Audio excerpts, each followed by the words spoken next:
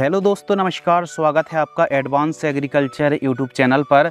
आज की इस वीडियो के माध्यम से हम बात करेंगे मैंगो फार्मिंग, आम बागवानी, आम की उन्नत खेती।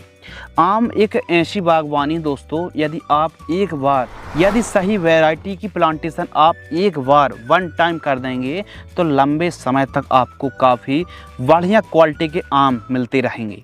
तो आम की खेती किस प्रकार करना चाहिए, कौन सी वैरायटी का चुनाव करना चाहिए, कितना डिस्टेंस रखना चाहिए, कौन सी बीमारियां आती हैं, और कभी कभी एक साल आम आते हैं फिर दूसरे साल नहीं आते हैं, यानी जो गैप हो जाता ना, प्रॉपर फल ना आना। तो आम की खेती में कौन कौन सी समस्याएं आती हैं, कौन कौन सी सावधानी आपको रखनी चाहिए, तमाम प्रकार की जो सवाल हैं दोस्तों, इस वीडियो के माध्यम से हम साझा करने वाले हैं।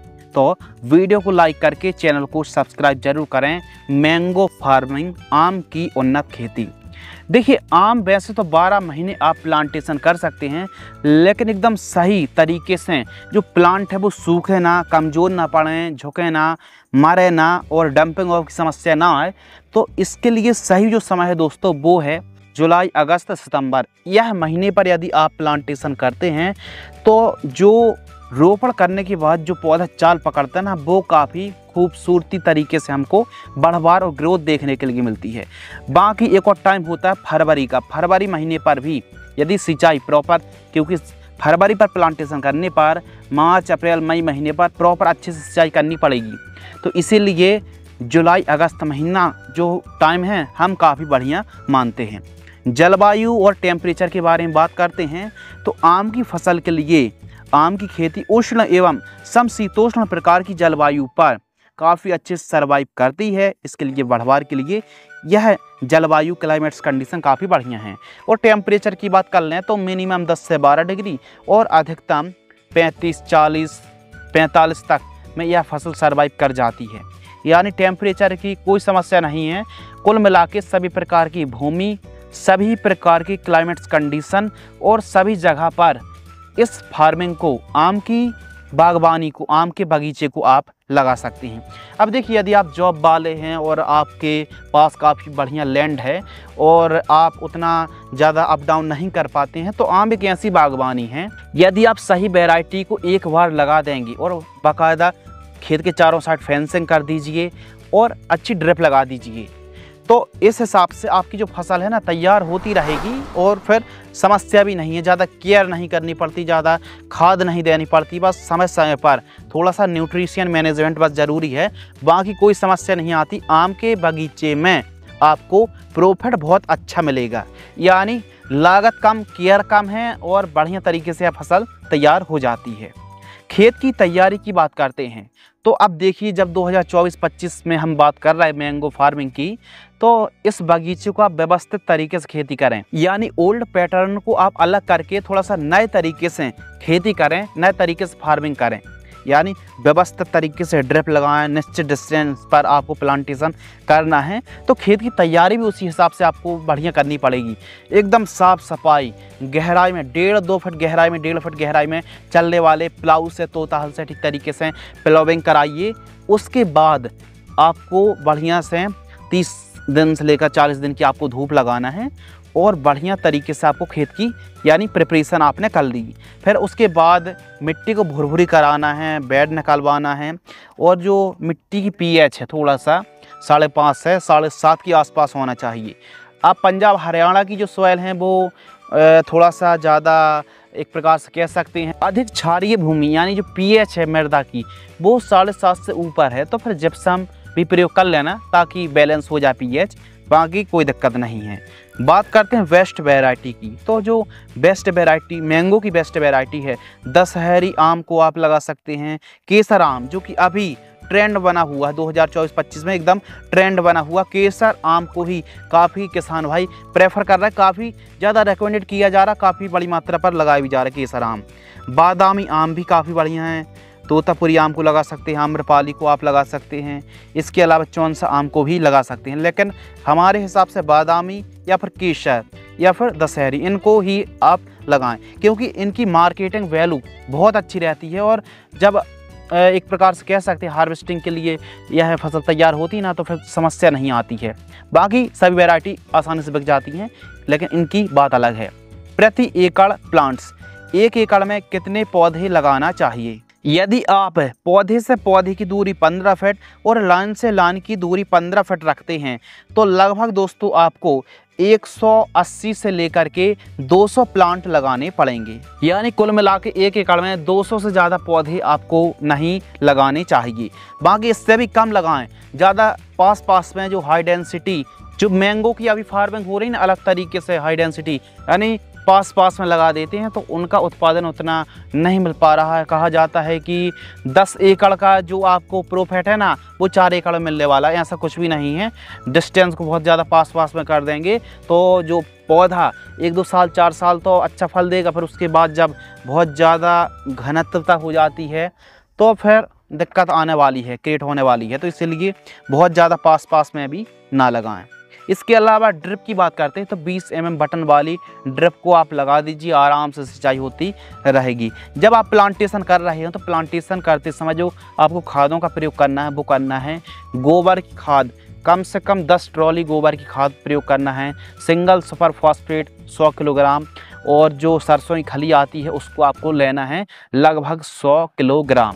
इन सभी को मिक्स करके, और थोड़ा सा भूमि हल्की है तो DAP पर 50 किलोग्राम भी मिला लेना है। इन सभी को मिक्स करके आप पौधरोपण करें। और पौधरोपण करने की सही जो मेथड है 2x2 या फिर 2x2.5 का जो गहरा गड्ढा खोद करके कम से कम उसमें 30 दिन की तेज़ धूप लगाएं।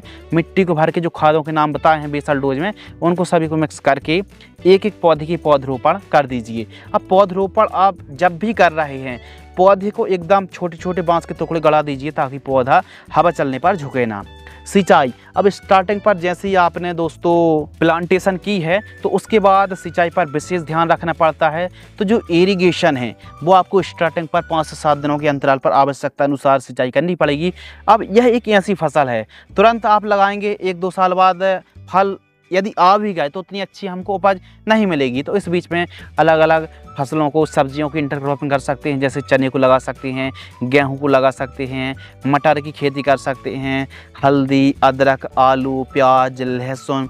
इसके अलावा सब्जियों में आप अलग अलग प्रकार की सब्जियों को, प्याज, लहसुन को ग्रो कर सकते हैं और बीन्स को ग्रो कर सकते हैं। बहुत सारी सब्जी, पत्ता गोभी, फूल गोभी है, तोरई है, इन सब्जियों को भी इंटरक्रॉपिंग में लगा सकते हैं।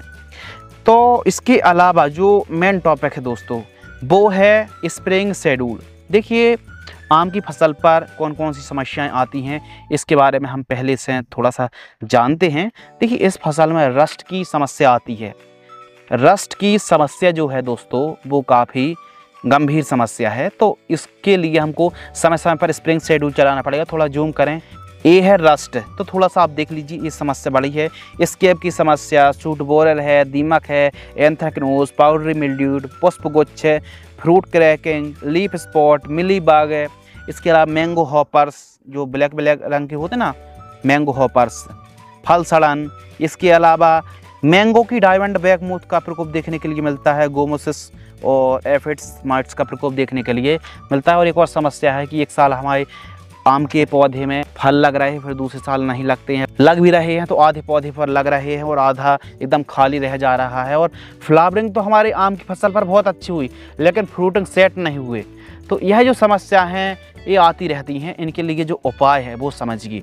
यदि आपके आम के बगीचे में एक साल छोड़ एक साल यदि यह समस्या आ रही है तो देखो, जब फ्लावरिंग आते हैं या फिर फ्लावरिंग से पहले 1 महीने पहले आपको एक काम करना है कि सिंचाई अच्छे से करना है और कल्टार, माइक्रो न्यूट्रिएंट और DAP इनका प्रयोग आप ज़रूर करें। और NPK 00-50 इनका प्रयोग आप यदि करेंगे ना, जब फ्लावरिंग स्टेज से 1-1.5 महीने 2 महीने पहले ही प्रयोग कर लीजिए तो काफ़ी हद तक यह जो समस्या है ना ख़त्म हो जाती है।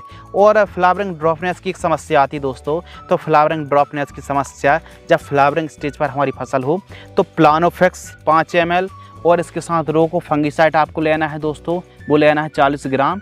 और बायर कंपनी की सोलेमन जो इंसेक्टिसाइड आती है इन सभी को मिक्स करके, और कोई एक बेस्ट वाली टॉनिक जैसे फेंटेक आती है, टाटा की बहार आती है, तो टाटा की बहार आप ले रहे हैं दोस्तों तो टाटा की बहार 25 ml आपको लेना चाहिए। इन सभी को 15 लीटर पानी घोल करके स्प्रे कर दीजिए। तो इस हिसाब से आपको इन बातों को ध्यान रखना चाहिए। और स्टार्टिंग पर जो स्प्रिंग शेड्यूल आपको चलाना है, जैसे नीम ऑयल हो गया, फिश ऑयल हो गया, इमीडाक्लोप्रिड है, थाइमोथोक्सोम है, डाइमेथॉयड है, प्रोफेनोफॉस है, साइपरमेथ्रिन है, क्लोरपाइरीफास है, इनका स्प्रे आपको करते रहना चाहिए। और यदि हम फंगस की बात करें तो फंगस की भी समस्या रहती है, तो फंगीसाइड जैसे रोकोफंगीसाइड है, M45 है, जीनेव है, एमिस्टाटॉप है, नेटिव फंगीसाइड है, तो इनके स्प्रे आपको चलाते रहना पड़ेगा। तो आवश्यकता अनुसार 1 महीने में 1.5 महीने में स्प्रे करते रहना चाहिए। यदि खाद शेड्यूल की हम बात करें तो जो खाद शेड्यूल है, खाद का शेड्यूल ज़्यादा रासायनिक का प्रयोग ना करके केवल गोबर खाद, वर्मी कंपोस्ट, केंचुआ खाद, इनका ही प्रयोग आपको करना चाहिए। सरसों की खाली प्रयोग कर लें। जीवामृत है, बीजामृत है, ट्राइकोडर्मा है, वेस्ट डिकम्पोजर है, गन्ने का गुड़ है, इनका आपको प्रयोग करना चाहिए। एवं ऑर्गेनिक खादों का ही आप प्रयोग करें ताकि आपकी जो फसल है एकदम स्वस्थ तरीके से बढ़वार ले ले। प्रॉपर इरिगेशन बहुत ज़्यादा ज़रूरी है। समय समय पर सिंचाई करते रहिए। सिंचाई पर कंजूसी, कटौती मत कीजिए। खाद देने का जो तरीका है, थोड़ा सा आप रिंग बनाइए, पौधे के चारों साइड रिंग बनाकर खाद दे करके मिट्टी को फिल कर दीजिए और सिंचाई कर दीजिए। बाकी कटिंग करनी पड़ती है, प्रूनिंग करनी पड़ती है, ताकि जो पौधा है ना वो सीधा ना बढ़ के फैलाव में बढ़े। यानी जो रूट है ना, यानी हम कहें जो कैनोपी मैनेजमेंट को प्रॉपर यदि आप सही तरीके से अप्लाई करते, फॉलो करते हैं, तो जो पौधा है बढ़िया सा शेप लेने वाला है। तो इस प्रकार यदि आप खेती करेंगे तो यह जो पौधा है ना वो लगभग 3 साल के आसपास से फल देना शुरू कर देता अच्छी तरीके से, और 25-30 साल बड़े आराम से चल जाता है। यदि हम मुनाफा की बात करें तो जब जो हमारी फसल मैंगो की बागवानी है यदि प्रॉपर बढ़िया तरीके से तैयार हो जाती है और सभी लागत को काटकर जब पूर्ण विकसित पौधे से जो आमदनी है 1 एकड़ बगीचे से 2 लाख रुपये से लेकर के 4 लाख रुपये से कम 3 से 4 लाख रुपए आप 1 एकड़ से कमाई कर सकते हैं, सभी लागत काट करके। अब जैसे जैसे उत्पादन और भी बढ़ता जाएगा उस हिसाब से रेट अच्छे मिलने पर आमदनी भी बढ़ने वाली। तो इस प्रकार हमारे किसान भाई मैंगो फार्मिंग कर सकते हैं। अब मैंगो जो फार्मिंग है, थोक रेट की बात कर लें तो 25 रुपये, 30 रुपये, 40 रुपये तक के ही हमको रेट देखने के लिए मिलते हैं, लेकिन अमूमन 25 से 30 रुपये का ही रेट देखने के लिए मिलता है। तो आज की इस वीडियो के माध्यम से दोस्तों हमने मैंगो फार्मिंग की डिटेल से संपूर्ण जानकारी साझा की। अब जब भी आप प्लांट खरीद रहे हैं तो जो बागवानी या फिर ट्रस्टेबल व्यापारी है, नर्सरी है, वहाँ से पौधे खरीदिए। प्लांटेशन करवाना पड़ेगा, बेसल डोज है, खेत की तैयारी है, स्प्रेइंग है, खाद है। स्टार्टिंग पर 1 साल पर, यानी जब स्टार्टिंग पर हम प्लांटेशन करते हैं तो जो लागत है वो लगभग 80,000 रुपये के आसपास, कम से कम 80,000 रुपये लागत आपको 1 एकड़ में लगने वाली है। तो इस प्रकार आप मैंगो की खेती, मैंगो फार्मिंग कर सकते हैं। आपके मन में कोई सवाल हैं तो आप कमेंट्स कर सकते हैं, और हमसे कनेक्ट होने के लिए हमारे टेलीग्राम ग्रुप को अभी ज्वाइन करें। धन्यवाद।